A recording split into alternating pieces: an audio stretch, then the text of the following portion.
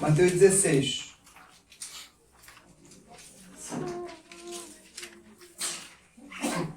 Todo mundo achou? Vamos lá. Versículo 13. Capítulo 16, versículo 13. Todo mundo lendo, irmão. Acompanhando a leitura, igual a gente viu na semana passada. Diz assim a palavra de Deus. Tendo Jesus chegado à região de Cesareia de Filipe, interrogou seus discípulos, dizendo: Quem dizem os homens ser o Filho do Homem? Responderam eles: uns dizem que João, o Batista, outros Elias, outros Jeremias, ou algum dos profetas. Mas vós, perguntou-lhe Jesus: Quem dizes que eu sou? Respondeu-lhe Simão Pedro: Tu és o Cristo, o Filho do Deus vivo.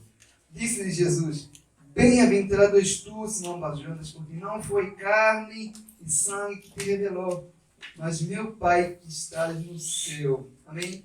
Amém. Essa passagem é maravilhosa, porque Jesus andou tanto tempo com os discípulos e ele faz uma declaração pública que todos nós gostaríamos de ouvir de Jesus. Jesus pergunta para os seus discípulos: o que as pessoas dizem que eu sou? Elas dizem, todo mundo começou a mostrar o ponto de vista. Um dizem que tu és o Elias, outro Jeremias, outro um dos profetas. E tu? E vocês? E Pedro diz: olha, tu és o Cristo. Tu és o Cristo, o Filho de Deus vivo. Então naquele momento, Cristo olha para Pedro e fala assim: Pedro, acredite. Isso que você acabou de dizer não foi a sua carne que te revelou. Foi o meu Pai que está no céu. Foi o Espírito de Deus. Você imagina, naquele momento, você está no meio de uma igreja assim com muita gente, e Jesus escolhe você. Fala assim: olha, é você que recebeu a revelação de Deus. É você que recebeu o que os demais não receberam. Naquele momento, talvez Pedro e os demais discípulos olhavam para Pedro com mais carinho, com mais admiração. Caramba, Pedro de fato é um homem espiritual. O próprio Pedro, em algum momento, talvez falou: realmente, eu recebi uma revelação de Deus. Talvez sob um sentimento de superioridade em nós. Imagina que você é o único que recebe, 12 homens andam com Jesus, mas você é o único que recebe uma revelação. É como se Deus tivesse elogiar Pedro: olha, você recebeu revelação. No capítulo 20, no versículo 21 ainda, no mesmo capítulo 16, diz assim: desde então começou Jesus Cristo a mostrar aos seus discípulos que era necessário que ele fosse a Jerusalém e padecesse muitas coisas dos anciãos, dos principais sacerdotes e dos escribas, que fosse morto e que ao terceiro dia ressuscitasse. E Pedro, tomando a parte, começou a repreendê-lo, dizendo: tenha compaixão de ti, Senhor. Isso de modo algum acontecerá. Ele, porém, voltando-se, disse a Pedro: para trás de mim, Satanás, porque você me serve de escândalo, porque não estás pensando nas coisas de Deus, mas sim nas que são do homem. A gente vai ver que quando Jesus fala assim: eu preciso ir para Jerusalém e morrer, e Pedro chama Jesus, ele disse: de jeito nenhum, Jesus, você não vai sair daqui, você não vai morrer, você não vai padecer, não há necessidade disso tudo. Só que no mesmo capítulo, em versículos anteriores, vemos Pedro sendo usado por quem? Por Deus. Mas nos versículos abaixo, estamos a ver Pedro sendo usado por Satanás mesmo. Satanás pegou a boca de Pedro e falou com Jesus, dizendo: você não vai morrer, você não vai. Então, isso chama a atenção que é o mesmo Pedro, mas só que a forma dele agir em as coisas não é a mesma. É o mesmo Pedro que é servo de Deus. Nem todo pensamento de homem de Deus é um pensamento de Deus, irmão. Isso é a primeira coisa aí. Pedro não era um endemoniado, um encapetado, só que naquele momento a boca dele mesmo foi usada por Satanás. Nem todo pensamento de um cristão é um pensamento cristão. Nem toda boca, eu repito, de um homem de Deus, nem toda palavra de um homem de Deus é uma palavra que vem do próprio Deus. Por isso que não importa quem seja que vai falar conosco, deve verificar, analisar, filtrar. Se você vê que Deus usou uma pessoa para falar algo com você, isso não quer dizer que toda vez que aquela pessoa abrir a boca para falar, vai estar sendo usada por Deus. Vamos a ver o mesmo Pedro aqui, que recebeu a revelação. Talvez em algum momento ele sentiu no direito de falar mais alguma coisa. Já que ele falou a primeira vez, ele assim: não, vou continuar a falar. Então, e do ponto de vista humano, Pedro não havia dito nada tipo de maligno. Ele queria preservar o seu amigo com uma boa intenção. A intenção de Pedro não era maligna, era uma intenção boa mesmo, de proteger Jesus. Pedro é aquele que protege Jesus. É o único discípulo assim que, se for mesmo para cair na porrada, ele não pensava 2 vezes para proteger Jesus. Ele ia mesmo com tudo. Então, a gente vai ver que, às vezes, essas palavras que Pedro usou não são do ponto de vista malignas. São palavras doces. Igual lá na tentação mesmo. E Satanás está usando uma pessoa querida, como a gente estuda no estudo bíblico de quinta, para tentar Jesus. E Cristo conhecia muito bem a voz de quem? De Satanás. E Cristo repreendeu mesmo. Falou, olha, Pedro, arreda de mim, Satanás. É tão difícil a gente, às vezes, receber um conselho de um amigo, de uma pessoa que está sendo usado mesmo por Satanás e falar isso, olha, não. Satanás está te usando mesmo para falar comigo aqui nesse momento. Esse conselho, essa orientação, a sua intenção é boa, mas vem de Satanás mesmo. É tão difícil a gente ser assim, mas é justamente assim que Cristo agiu. Nós, às vezes, temos um receio de ferir a pessoa, de magoar a pessoa, mas só que a pessoa tem que ver mesmo, muitas das vezes, que ela está errada. Nós não acreditamos que um homem ou mulher de Deus pode ficar endemoniado. Isso não existe. Não cremos nessa doutrina. Mas acreditamos que elas podem ser influenciadas, muitas das vezes, por dardos, por pensamentos, que essa pessoa vai acolher os pensamentos como se fossem o quê? Pensamentos de Deus. Mas são mesmo os próprios pensamentos de Satanás. A gente vai ver que, durante a vida do apóstolo Pedro era muitos homens. No capítulo 26, se vocês puderem me acompanhar, em Mateus, no versículo 31. 26, 31. 26, 31. Diz assim a palavra de Deus. Então Jesus... Vou esperar todo mundo achar. Todo mundo achou, né?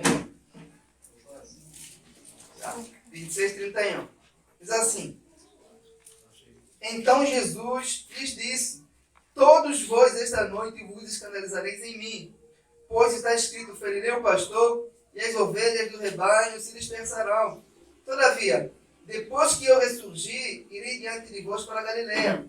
Mas Pedro respondendo disse-lhe: ainda que todos se escandalizam em ti, eu nunca me escandalizarei. E disse-lhe Jesus: em verdade te digo que esta noite, antes que o galo cante, 3 vezes você me negará.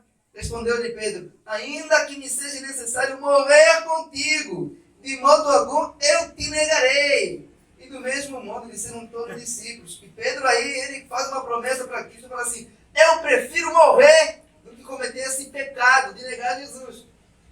Que eu morra, eu nunca farei isso. Pedro vai falar que nunca se tornaria um homem que trai Jesus ou que nega Jesus. Capítulo 19, se vocês puderem me acompanhar, no verso 27,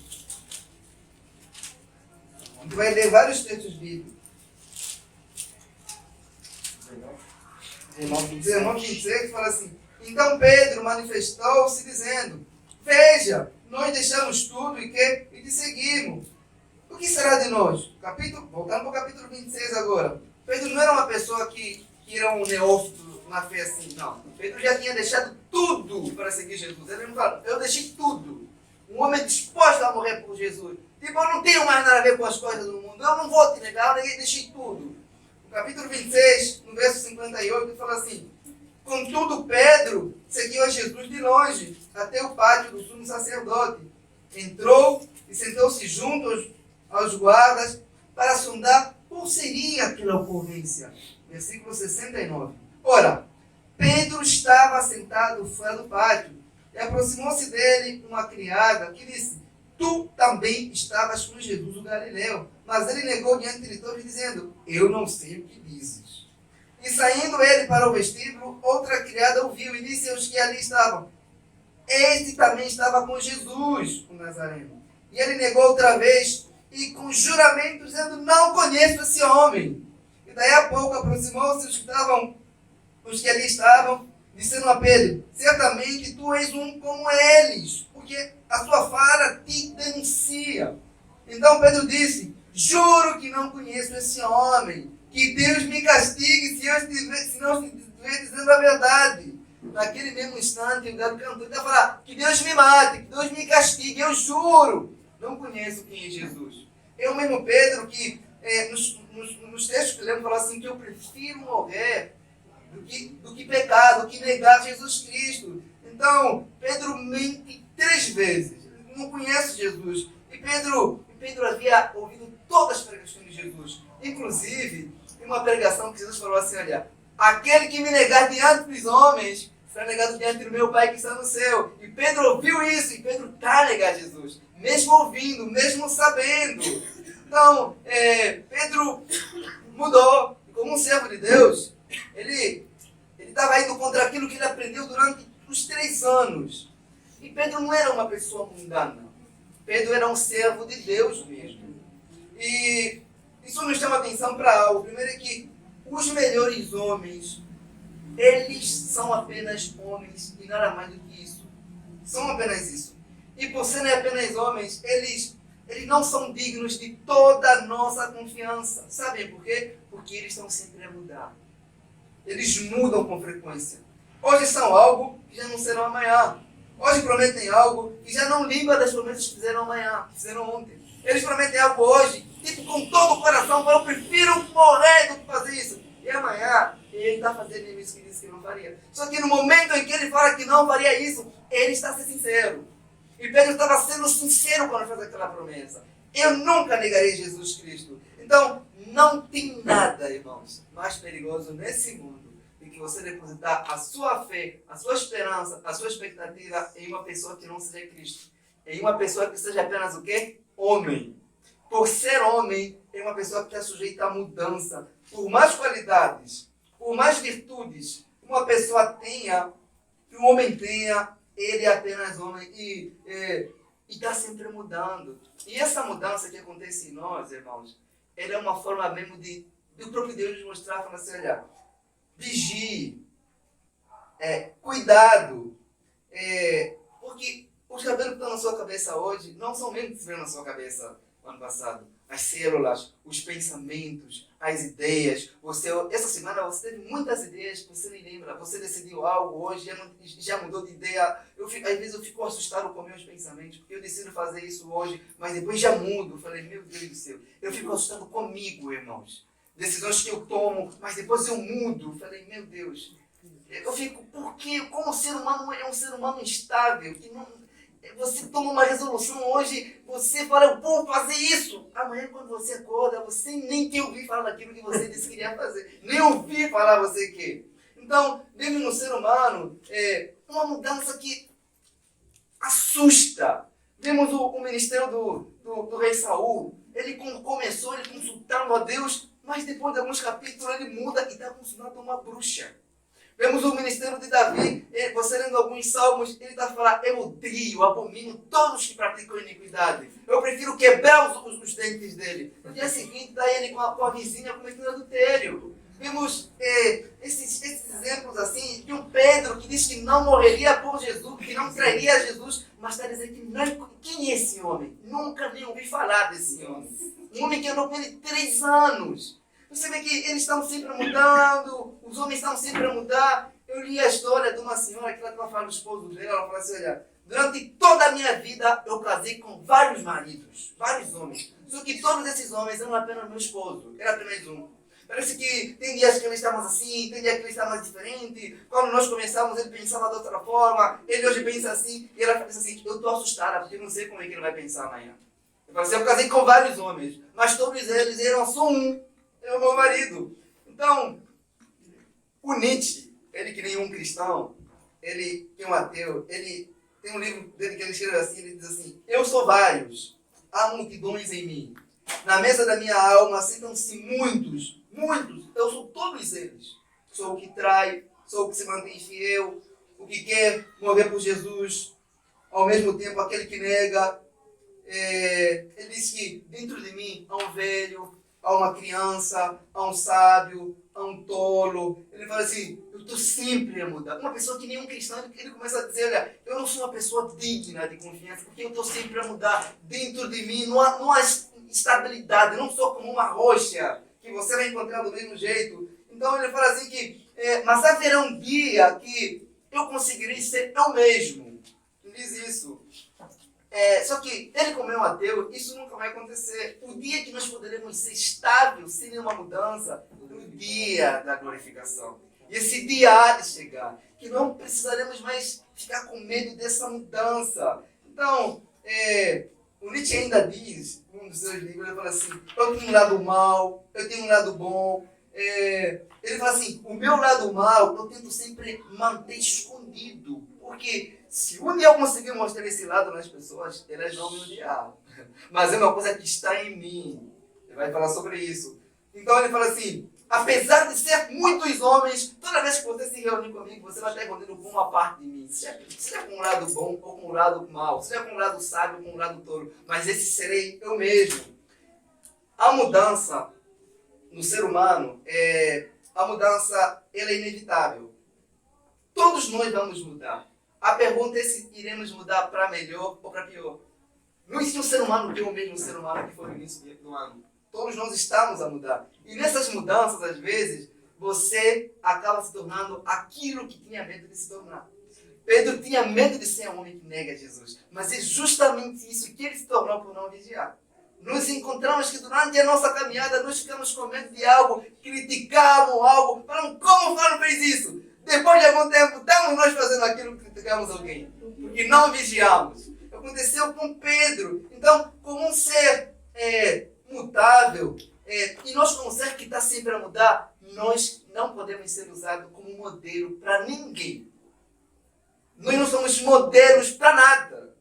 Para nada mesmo. E jamais permita que uma pessoa que seja apenas homem seja um modelo, e nem você deve ser usado como referência para as pessoas serem modelo para você, de outras pessoas. Porque você está sempre a mudar, sempre a mudar. Às vezes, o orgulho do nosso coração nos faz pensar que se nós somos modelo, nós queremos que as pessoas sejam como nós. Porque se você se esforçar durante toda a sua vida para conseguir ser como alguém, quando você conseguir ser como aquela pessoa já não é mais aquilo que você se esforçou para ser. Ela já é outra pessoa. Ela já mudou. E você se tornou a versão antiga de uma pessoa que já não é. Você consegue entender? Essas nossas mudanças. Mas essas mudanças todas devem nos fazer ter uma certa desconfiança com o ser humano mesmo. Não depositar nele uma expectativa que só devemos depositar em um ser que não muda, que é Cristo Jesus. Vocês puderam me acompanhar em Hebreus 13? Quero que todo mundo lê esse texto aqui. Maravilhoso esse texto. Hebreus 13.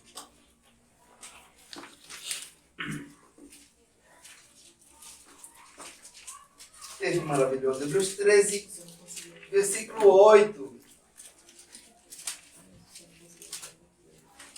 Vamos lá, irmãos? Todo mundo achou?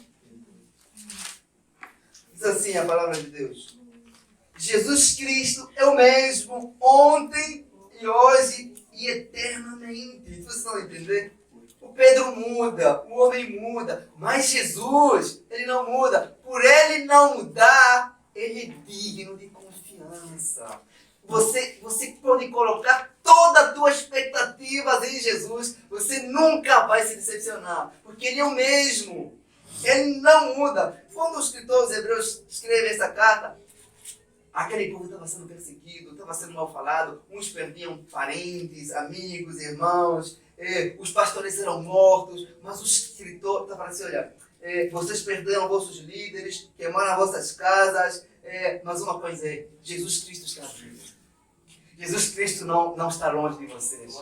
Jesus Cristo não mudou. Ele está presente, Ele está vivo. Vocês perderam amigos, mas não perderam Cristo Jesus. Então, você não vai encontrar em Cristo algo hoje que não vai encontrar amanhã. Ele é hoje o que foi ontem e será o quê? Eternamente. Você nunca vai encontrar algo em Cristo novo, por exemplo. Porque o que é novo hoje já não vai ser novo amanhã. O que é novo hoje vai ser velho amanhã. Em Cristo não há nem nada de novo, nem nada de velho, porque tudo que é em Cristo é eterno. Ainda que você for descobrir uma coisa nova, não é apenas que Cristo inovou alguma coisa, é o teu conceito que foi inovado. É uma coisa nova que você descobriu, mas que sempre existiu em Cristo, porque Ele não muda. Pensem comigo, irmãos. Se Cristo pudesse mudar, ainda que para melhor, isso assim já nos colocaria em xeque a sua perfeição. Se Ele mudar para melhor, isso mostra que Ele não era perfeito antes. Porque uma pessoa que é perfeita não pode mudar em nada. Não pode ainda que uma mudança boa, não pode. Porque se a pessoa mudar é porque não era perfeita. Então, quando falamos que Cristo não muda, estamos a dizer que Cristo é tão perfeito que não há absolutamente nada dele que possa ser melhorado. Os seres humanos, muitas das vezes, eles mudam quando encontram o quê? Uma pessoa que é melhor que eles, que tem mais qualidade que eles, que lhes inspira. Só que Deus não tem uma pessoa que ele possa olhar e se inspirar. Ele é a própria inspiração. Ele é a perfeição da perfeição. Deus não quer ser como nada, nem como ninguém. Deus só quer ser o que ele já é mesmo. E sempre será assim. Por isso é que ele não muda. Então, tudo que muda e por que muda é uma forma de dizer que não é perfeito. Que não é digno de confiança.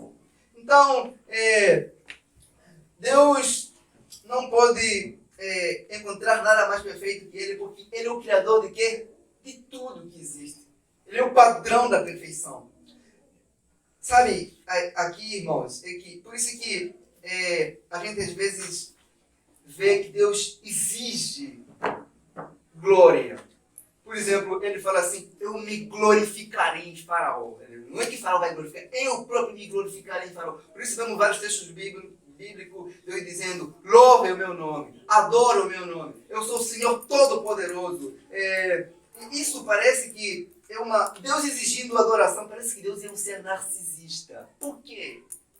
Que ele exige isso, que ele quer ser admirado, que ele quer ser apreciado. Olha, Deus pode ser narcisista, irmão. Ele pode ter admiração por si mesmo, porque ele não muda, porque ele é perfeito. Você não pode. Você não pode ter uma admiração por você mesmo, porque você muda, porque você vê no espelho hoje, já não verá amanhã. Você não tem esse direito de admirar o que não é perfeito, mas ele tem esse direito. Os nossos olhos devem sair de nós e devem focar naquele que não muda, porque ele é hoje que vai continuar sendo amanhã e toda a eternidade. Você vê que algumas mulheres belas, bonitas, quando elas estão novas, elas exibem o corpo. Quando chega numa idade avançada, aquilo tudo acaba, a beleza acaba. Mas Deus não é assim. No rosto de Deus não tem nenhuma ruga, não tem nenhuma mancha. Ele é perfeito. Os olhos não deixam Deus mais velho, Deus mais acabado. Deus não muda. Ele tem esse direito de exigir adoração. Ele tem esse direito de ser contemplado, porque ele não muda, porque ele é perfeito. Irmãos, isso é maravilhoso. Então, nessas perfeições de Deus, a gente vai ver, por exemplo, que Deus não aprende nada. Deus não aprende nada porque ele já sabe de tudo, de todas as coisas. E Deus ele não aprende com o passar do tempo. Ele já sabe tudo. Deus conhece tudo sobre todos de modo perfeito. Um dos pontos que eu quero levantar aqui, voltando nesse texto em Hebreus, é que Jesus Cristo é o mesmo ontem, hoje, será eternamente, e ele é assim com as suas promessas também. As suas promessas não mudam. Tem uma promessa de Cristo que tem em 23, em Mateus capítulo 28, versículo 20. Essa promessa, irmãos, se vocês puderem gravar, é um consolo, é um bálsamo nos momentos de angústia. Jesus Cristo, que não muda, ele disse assim, 28, 20.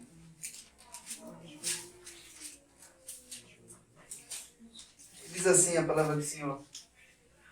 Eis que estou convosco todos os dias, até a consumação dos séculos. Irmãos, é tão estranho que a gente, no momento de angústia, a gente não quer procurar as promessas de Deus. A gente procura consolo em tantos lugares, mas no lugar onde deveríamos encontrar o consolo, a gente não acha. Diz assim que ele nunca vai abandonar você. Diz assim que eu vou estar com você todos os dias, irmãos. No dia ruim, no dia bom, no dia que você se sente sozinho, Cristo prometeu que estaria com seu povo, quer eles sintam algo ou não. E essa promessa nunca vai mudar. Cristo vai estar sempre com seu povo. As promessas de Cristo são como Ele é. São imutáveis, irmãos. Olha, até as pessoas que mais nos amamos, ou que nós mais amamos, elas mudam conosco. Em algum momento, elas vão nos abandonar. Elas não vão estar sempre conosco. Isso por causa também da morte. Porque a morte vai nos separar das pessoas que nós amamos. Dos nossos pais, dos nossos filhos, vai nos separar. Então, até que a morte nos separe, por exemplo, é uma coisa que Cristo não pode dizer sobre nós. A morte nunca vai nos separar. Porque a promessa é que Ele estará conosco todos os dias, na vida, na morte. Se hoje você está aqui, é por causa dessa promessa. Ele trouxe você. A morte não tem poder para nos afastar dele. A morte pode nos separar das pessoas que mais amamos, mas nunca de Cristo. Estarei convosco todos os dias. São palavras suficientes para nos manter firmes nos momentos de tristeza, ainda que todo mundo nos abandone. A gente sabe que Ele jamais vai nos abandonar. Não é porque nós somos fiéis, é porque Ele prometeu. Ele prometeu isso. E essas promessas, a gente meditando nela, a gente vai entender que um cristão, por mais solitário que ele se sinta, ele nunca está sozinho. Nunca. Ainda que ele se sinta só, ele nunca está sozinho. Porque Cristo disse, eu estarei com você todos os dias, na cama do hospital, em um culto, no seu local de trabalho, no seu melhor momento, no seu pior momento. Ele disse que estaria com você.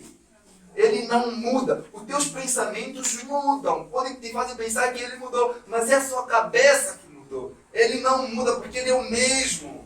Então, eu estarei com vocês todos os dias, irmão. Ele estava com Moisés em todo o deserto.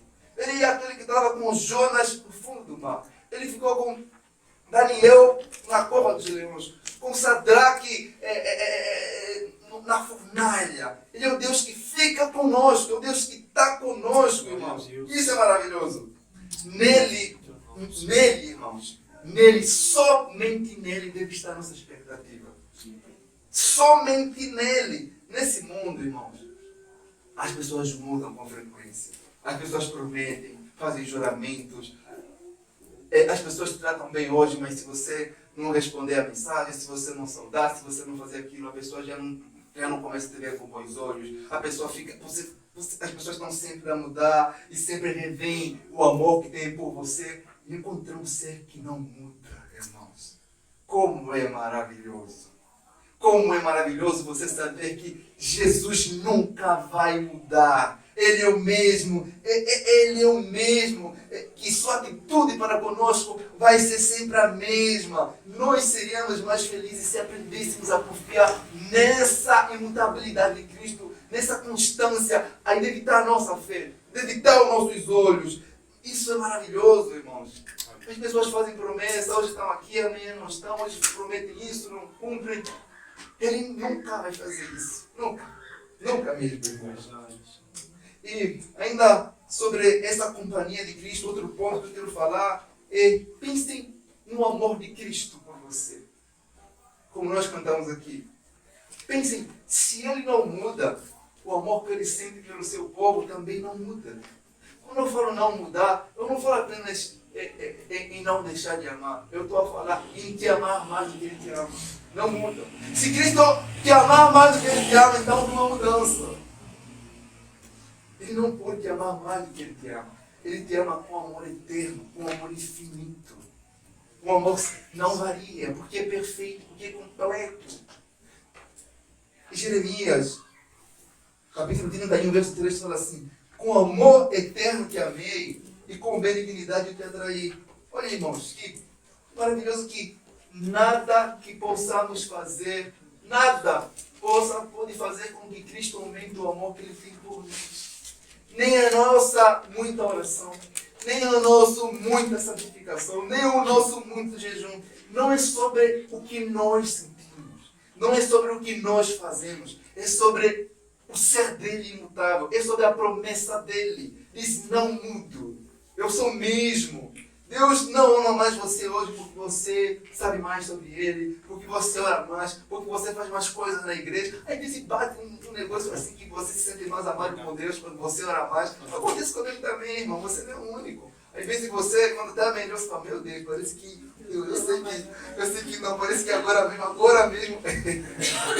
Acontece com todo mundo, mas é aqui isso. Lá no céu não muda nada. Mudou na sua cabeça, mudou no seu coração, mas no céu nada, porque o amor de Cristo, Ele é infinito.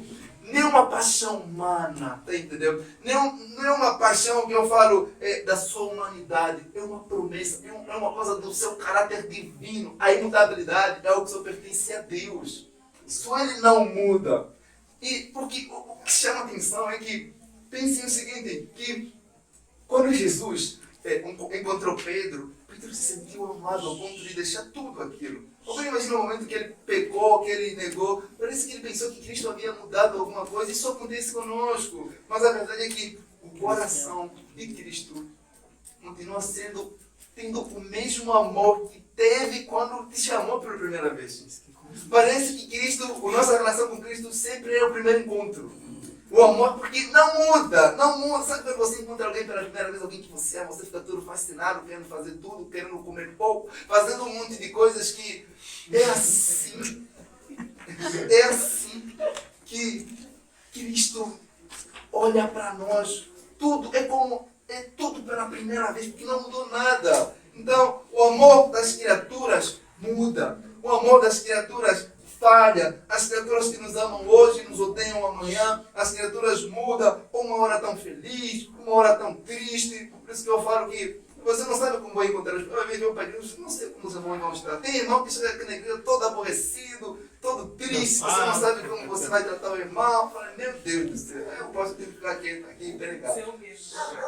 Você não vai ajudar ninguém.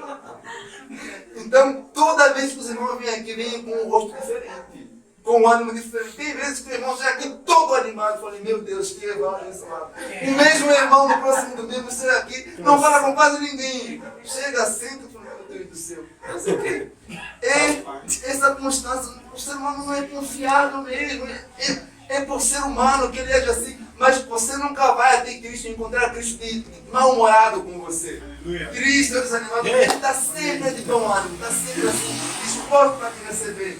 Então, conhecendo esse amor de Cristo, o apóstolo Paulo, estão a entender? O apóstolo Paulo, que ele escreveu assim, na carta dos Coríntios, fala assim, o amor de Cristo nos constrange, irmãos. Pensem em algo que o apóstolo Paulo fala assim, o amor de Cristo é inexplicável. Então, eu não entendo esse amor. Nós mesmo, às vezes, duvidamos do nosso amor por Cristo. Eu duvido, você duvida. Você se pergunta como pode um ser tão grande, um ser tão poderoso, tão santo, se importar com criaturas como nós, vazias, pobres, se manter firme, se manter constante e não mudar nada, você fazendo um monte de promessas que não cumpre, você falhando, você pecando, você sendo desonesto, fazendo coisas que ninguém vê, mas ele vendo tudo. Jesus sempre vê algo sobre a sua vida que ninguém mais vê.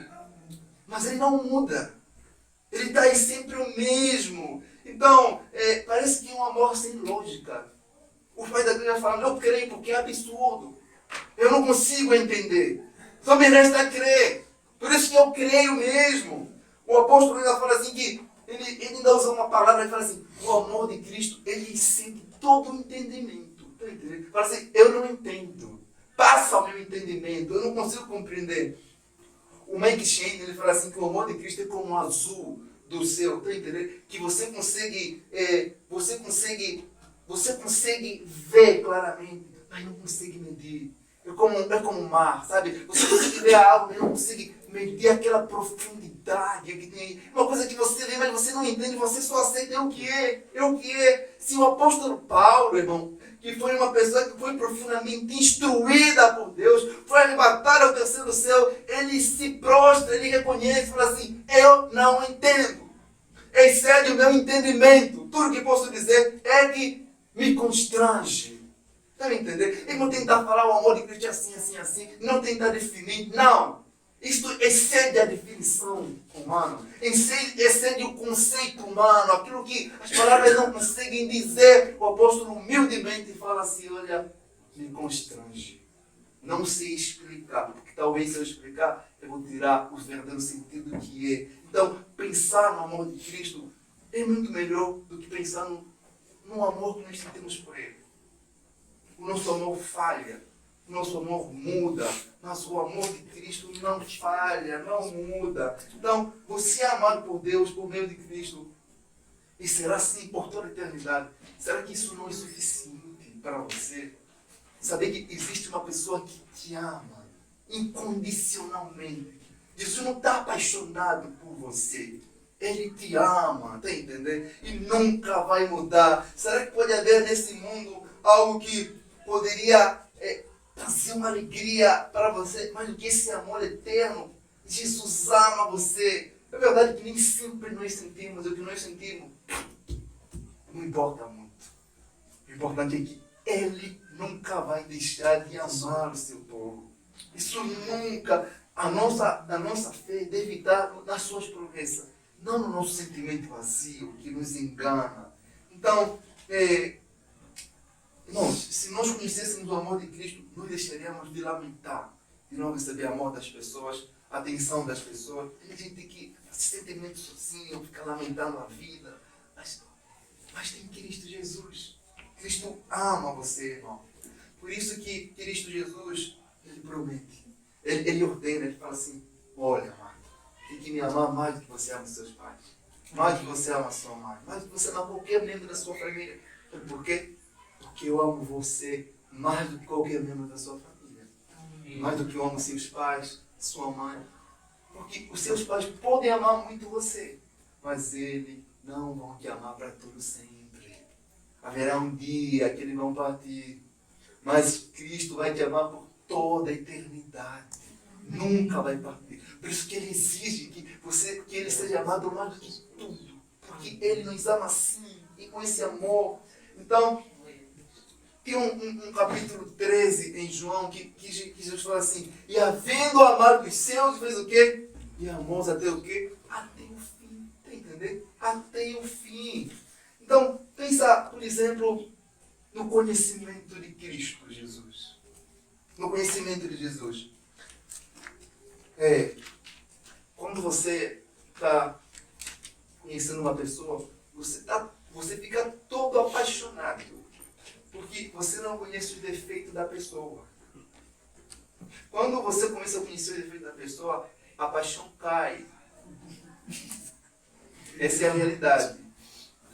Mas o amor de Cristo não é uma paixão desordenada, uma paixão humana, desenfreada. É um amor que conhece quem Ele ama. Ele conhece o que Ele está a amar. Ele não é um ser ingênuo que não sabe. Vou amar. Não, Ele conhece você. Cristo sabe tudo sobre a sua vida. Tudo sobre você. Cristo conhece você muito melhor do que você se conhece, irmãos. O amor de Cristo não é cego. Ele vê tudo. Mas ainda assim continua amando aquela pessoa. Ele vê tudo, sabe, irmão? Cristo, Ele é onisciente. Ele possui um conhecimento perfeito sobre tudo. Jesus não tem opiniões sobre nós. Jesus não tem diagnóstico, um ponto de vista. Ele tem um diagnóstico, sabe, irmão? Ele conhece, Ele vê tudo sobre você. Olha, e não há algo que Cristo conheça, por exemplo, mais ou menos. Conheço mais a Marco, conheço mais a Selena, não. Tudo Ele conhece. E Cristo nos conhece completamente, mesmo Ele sabendo tudo. Olha, irmãos, olha aqui com atenção. Ele nos trata, irmãos, como muitas vezes como se não soubesse de nada, como se fosse ingênuo, tipo uma ingenuidade. Como é que você vai tratar essa pessoa assim, mesmo sabendo que falha, que erra? Tem um homem na Bíblia chamado Azael.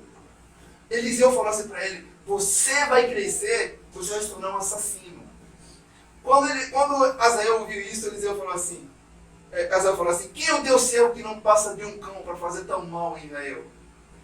Eliseu começou a chorar, porque ele viu o que aquele homem se tornaria. No Novo Testamento temos um homem assim também, chamado Pedro. Cristo lhe disse, você vai me trair. Mas Pedro, ele não derramou lágrimas, ele falou, jamais farei isso. Irmãos, você ficaria horrorizado se Jesus te mostrasse as coisas horríveis que você não vai fazer lá na frente. Você falaria, eu não farei isso, nunca. Coloco a minha mão no fogo, morro, mas não farei isso. Se Jesus nos mostrasse, irmão, e se Deus destapasse tudo que nós iremos fazer lá na frente, todo o nosso mal, nós podíamos, se Deus colocasse aqui na frente, todo o mal que vocês vão fazer na frente, nós podemos pensar que nós somos próprios demônios encarnados, irmão.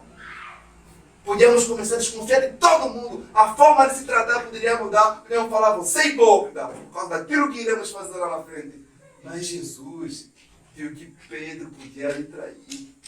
Sem negar. Jesus Cristo viu, Jesus sabia perfeitamente sobre isso. Em João, no capítulo 21, vocês poderiam me acompanhar. Isso é interessante.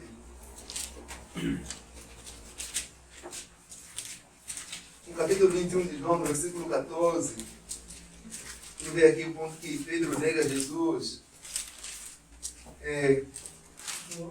João 21, 14.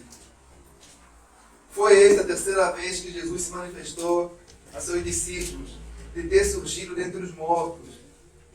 Depois de ter surgido entre os mortos, depois de terem comido, perguntou-lhe Jesus: Simão Pedro, Simão, filho de João, amas-me mais do que a estes?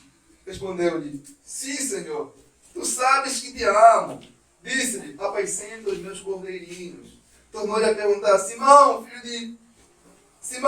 de João, amas-me? Respondeu-lhes: Sim, Senhor, tu sabes que te amo. Disse-lhe: Pastorei o quê? Minhas ovelhas. Quando Jesus ele ressuscita entre os mortos, irmãos, ele vai no negador. Ele vai em Pedro mesmo. Em Pedro. E quando Jesus começa a perguntar: Tu me amas? Pedro começa a ficar com medo de Jesus tocar na parte que ele traiu, que ele negou Jesus. Só que Jesus nunca falou isso para Pedro. Jesus nunca, quem fica tocando nesse assunto somos nós. Jesus nunca tocou nesse assunto. Jesus apareceu para Pedro como se Pedro não tivesse feito nada. Quando você está uma ingênua, uma pessoa abusa de você, faz e você fala, o bobo mesmo, o bobo.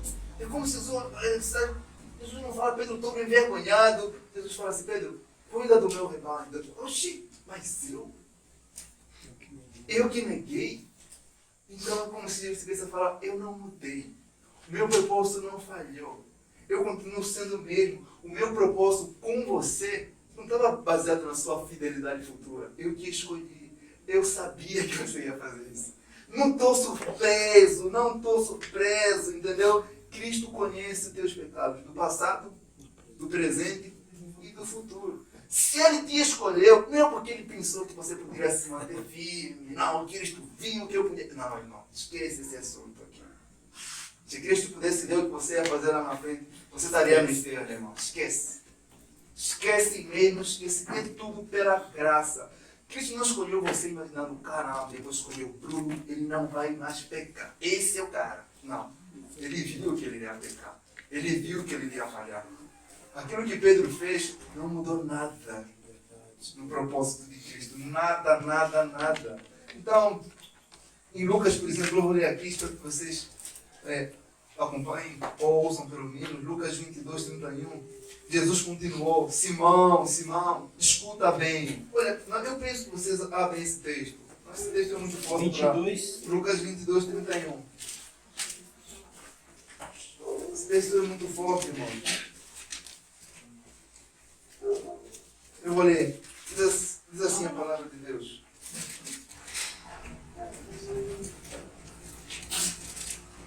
E Jesus continuou: Simão, escuta bem. Satanás já conseguiu licença para vos provar. Ele vai peneirar você como um lavrador peneira o trigo a fim de separá-lo da palha. Mas eu tenho orado por você, Simão, para que não lhe falte fé.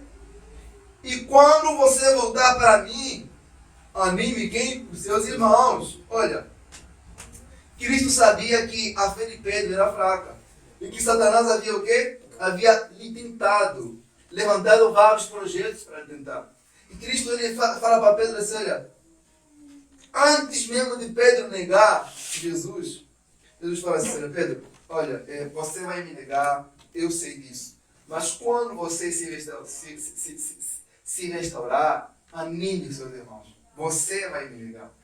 Irmãos, sabe que uma coisa que chama a atenção aqui, que é engraçado, é que mesmo Cristo tendo intercedido por Pedro tropeçou.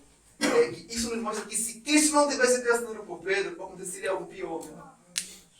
Quando ele permite a queda, quando ele não impede a queda, ele impede que o dano seja maior, que a tragédia seja maior. E Pedro só não fez algo terrível, ou algo como Judas, por exemplo. Porque Cristo havia intercedido por ele. Intercedeu mesmo. E hoje, nós estamos aqui, nessa igreja, como crente, porque Cristo orou por nós também. Amém. Em João 17, versículo 20, e olha o carinho de Cristo, olha o carinho de Cristo Jesus. Ele intercedeu pelo seu discípulo Pedro, mas não apenas algo que ele fez para Pedro, ele fez para todos os seus discípulos, até aqueles que haviam de crer nele no futuro.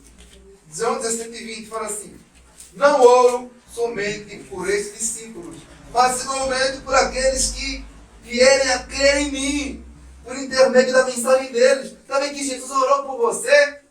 Amém. Ô irmão Anderson, ô irmão Manuel, Jesus orou por vocês, não entendeu? Amém. Ele orou mesmo por aqueles que haviam de vir.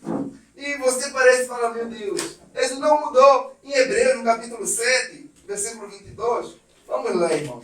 Hebreus 7. 7 e 22. Esse texto também é forte, irmão. Todos os textos da Bíblia são fortes. Não tem como. Hebreus 7 e 24. Olha aqui, eu vou ler, aqueles que não puderem apenas acompanhem, mas esse texto aqui é 7, 22. bálsamo para a minha alma. Diz assim: mas este, porque permanece para sempre, tem o seu sacerdote perpétuo. Portanto, pode também salvar perfeitamente os que se chegam a Deus, porquanto vive sempre para quem?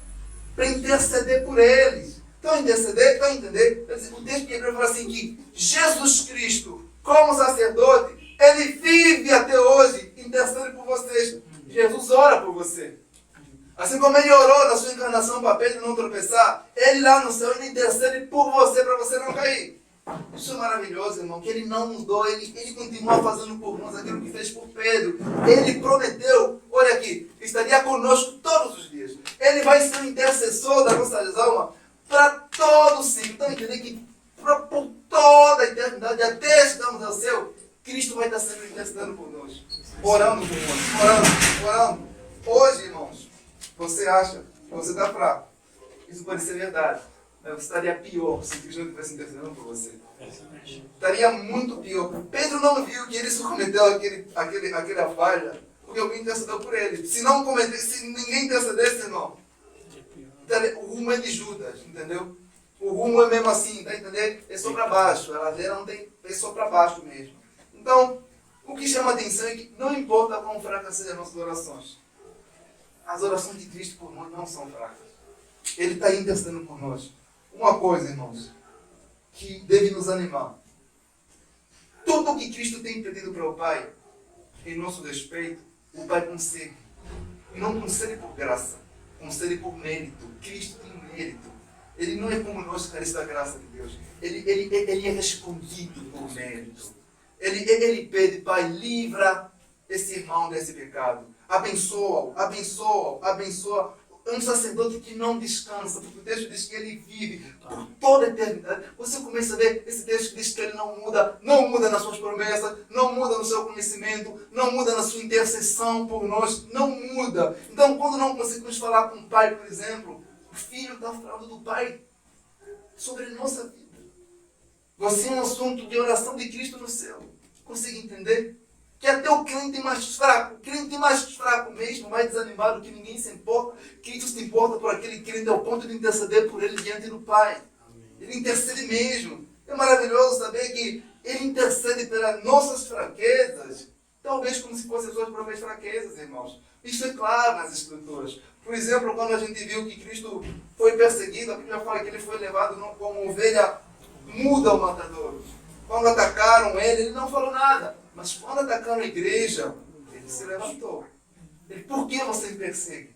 Ele sentia aquilo como se fosse atacar nem como se ele mesmo, a igreja é o corpo dele. Ele intercede pelo seu corpo diante do Pai. Ele ora por nós. E o bom é que nós, às vezes, nem sempre conseguimos falar para Deus o que nós sentimos. Nem sempre. Mas Cristo sempre consegue. Ele sempre. Igual a mãe quando vai com um filho no hospital. O filho é que sente dor, mas não é ele que fala. Quem fala é a mãe. O filho não consegue se expressar. E se expressar, se expressa errado. Às vezes o filho tem preguiça, não queria estar aí. Às vezes a mãe também meio que exagera para o médico dar mais atenção no filho. E também acontece isso mesmo. Às vezes a mãe inventa mesmo também alguma coisa. Minha mãe pelo menos é assim. É aqui, né? Às vezes eu estou bem lembrado que ela às vezes falava sintomas que a pessoa não tem para o médico dobrar a atenção mesmo. Tipo, é uma coisa séria, tá entendendo? Você tem que dar atenção aí. Imagina Cristo, irmão. Imagina como Cristo apresenta nossas fraquezas diante de Deus. Tenta imaginar, por exemplo, você não consegue se expressar, mas Cristo consegue, de forma perfeita, interceder por nós. Por isso é que nós sempre estaremos seguros, irmãos.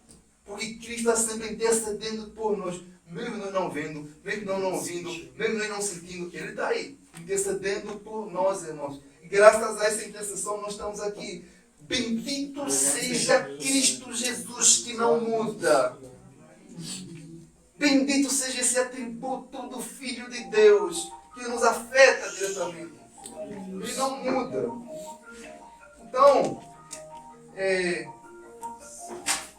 eu vou ler aqui 2 textos bíblicos para concluir a mensagem. É que, irmão, antes de eu ler esses 2 textos bíblicos, eu quero fazer vocês pensarem em uma coisa muito simples. É que, às vezes, nós quando olhamos para a vida de Jesus, nós vemos um Cristo completamente misericordioso com pessoas que cometeram adultério, com fariseus, com os escribas. Um Cristo misericordioso demais. Uma pessoa com um coração compassivo. E parece que hoje, você, por não conseguir vê-lo assim com os olhos, você pensa que ele mudou, que alguma coisa, que a misericórdia dele mudou. Muito pelo contrário, ela foi aguçada, porque ele agora é perfeito, ele foi glorificado. Os sentimentos de Cristo agora são infinitos, assim, de uma forma gloriosa pelo seu povo. O mesmo Cristo, por exemplo, que perdoou aquela mulher adúltera, o mesmo Cristo que perdoa Pedro que nega, o mesmo Cristo que perdoa o Zaqueu que ele impostou, é o mesmo que pode perdoar você. É o mesmo que perdoa, que tem essa disposição. Então entender que Cristo tem essa disposição mesmo, ele não mudou, estava sempre disposto a acolher quem ia ter ele, irmãos. Pense nisso sempre. Pense nisso. Romanos 3,3, por exemplo, fala assim: sendo assim, o que importa se alguns desses judeus foram infiéis? A infidelidade deles conseguiria anular a fidelidade de Deus? Absolutamente não. Seja Deus verdadeiro e todo homem mentiroso. E Paulo ainda diz assim para Timóteo, na sua segunda carta, no capítulo 2, no versículo 13. Mas se formos infiéis, ele, entretanto, vai permanecer o quê? Fiel. Porque não pode negar-se a si mesmo. Ele não muda, irmão. Está a entender? Ainda que você haja com infidelidade, ele não vai mudar. Ele vai continuar sendo aquilo que ele é. O Deus fiel. O Deus que não muda, irmãos. Eu fico, às vezes questionando assim, já pensar se Deus mudasse quando a gente cometesse algum pecado, alguma falha? Irmãos, não pensa se Deus resolvesse nos espancar pelo menos, como um pai faz com seu filho, uma mãe faz com seu filho quando ela falha. Irmãos, a gente pensa nos hematomas. Vocês não conseguiam sentar nessas cadeiras aqui hoje, irmão, mas ele não muda. E isso é bom e também é assustador. É assustador para quem não tem Cristo Jesus. Porque em João capítulo 3, no verso 36, por exemplo, fala assim: quem crê no Filho tem a vida eterna. O que porém desobedece ao Filho não verá a vida, e sobre ele permanece a ira de Deus. Ele não muda, tanto nas suas promessas como nas suas ameaças. Sobre ele vai permanecer para todo sempre. A pessoa que não deposita fé em Jesus, que não crê no Evangelho, sobre ele, sobre a cabeça dele, tá entendendo? Sobre ele mesmo. É a graça, é a justiça, é a misericórdia de Deus que está reprimindo essa ira cair sobre a cabeça daquele homem, esperando o tempo oportuno para ele ser julgado. Mas está aí, essa ira está aí. Está justamente aí. Então, Jesus é o mesmo. E o seu Evangelho é o mesmo. A sentença é a mesma. Aquele que não crê será condenado. Ele condenará você, se não crer. Ele condenará todo. Isso não vai mudar independente da simpatia da pessoa. Não, no meu caso tem uma exceção, não. A pessoa, o que Cristo declarou que é pecado no seu evangelho, continua sendo pecado até hoje. Não mudou nada. As circunstâncias não mudam o que ele disse na sua palavra. Isso assusta, porque a gente às vezes pensa que tem coisas que... isso foi para os apóstolos, o nosso tempo hoje não se adequa muito bem, as coisas mudaram, algumas coisas evoluíram. Não. Não mudou. Hoje a nossa sociedade entrega a sexualidade. Você falar que sexo fora do casamento é pecado, a pessoa pensa que isso é coisa de gente antiquada. Verdade. Não, com a tecnologia hoje você vai falar mais que sexo fora do casamento é pecado. E o que tecnologia tem a ver com as promessas de Cristo? Nada mudou nas promessas de Cristo, nas suas ameaças, irmãos. Isso deve nos chamar a atenção. Se ele tivesse quebrado uma das suas promessas, ele quebraria também alguma das suas ameaças. Mas ele nunca quebrou nenhuma das suas promessas. Ele disse que iria destruir Sodoma e destruiu. Ele disse que o dilúvio podia destruir aquele povo e destruiu. Ele disse que há de voltar e destruir a pessoa que vive no pecado. Ele vai voltar. Ele vai fazer isso. Porque ele disse que viria e veio. A sua primeira vez. Ele disse que vai regressar. Ele vai regressar. E nada vai mudar. Ele não muda, irmãos. E cabe a nós estando se preparando para isso. Então pensem comigo, por exemplo. Para me terminar, aqui, nas ameaças de Cristo, aquelas pessoas que foram lançadas para o abismo no tempo de Noé, no tempo de Jesus, aquelas pessoas estão a ser atormentadas no Hades até hoje. Não é pelo fato delas não suportarem isso que Cristo vai mudar alguma sentença. Ele não muda. E todos os dias para aquelas pessoas que estão sendo atormentadas aí é como se fosse o primeiro dia. Porque Ele não muda. Assim como o amor que Ele tem por nós é como se fosse o primeiro amor, o primeiro dia. Assim também aqueles a quem Ele atormenta no inferno é como se fosse sempre a primeira vez que estão aí. Não vai diminuir. Nunca vai diminuir. Porque é uma sentença eterna. Isso deve nos fazer nos analisar também.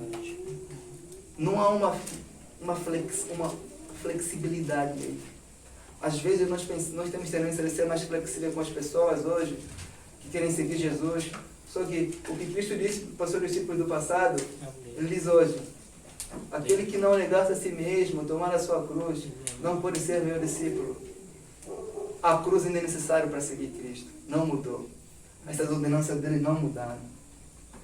Então, irmãos, concluir, Cristo não tem nada de novo para você, que Ele já não tenha dito nas Escrituras. Tudo está aqui. Tudo, irmãos. Nós temos absolutamente tudo o que precisamos saber para saber sobre Cristo. Eu quero convidar vocês, irmãos, nessa noite, vocês a